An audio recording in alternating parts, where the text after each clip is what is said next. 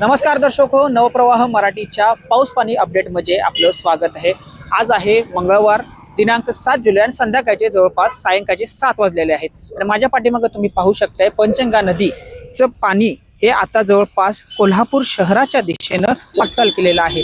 तुम्ही इथं पाहू शकताय आज आताच्या अपडेटनुसार पंचगंगा नदीची पाणी पातळी ही जवळपास 36 फुटांवर गेलेले आहे सायंकाळच्या 6च्या अहवालानुसार आणि 36 फुटांपर्यंत गेले। पंचगंगा नदीची इशारा पातळी ही 39 फुटापर्यंत आहे आणि धोका पातळी ही 43 फुटापर्यंत आहे।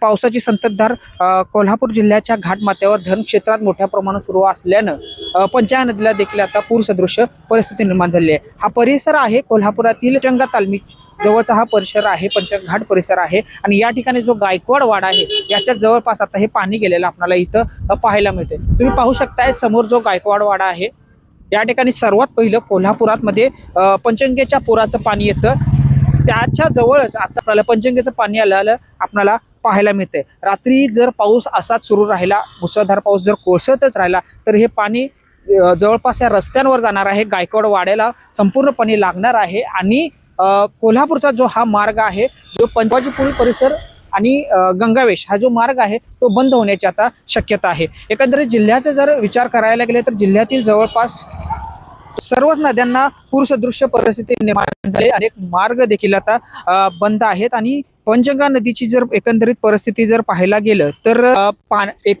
59 बंधारे हे आतापर्यंत पाण्याखाली गेलेले आहेत। तुम्ही हा पंचगंगा नदीचा घाट परिसर पाहू शकता किती मोठ्या प्रमाणावर या ठिकाणी पाणी साठलेले आहे। याचबरोबर राधानगरी धरणाची जर अपडेट घ्यायला झाली तर राधानगरी धरण क्षेत्रातही मोठ्या प्रमाणावर पाऊस पडतोय आणि जवळपास आता 52% भरलेले आहेत।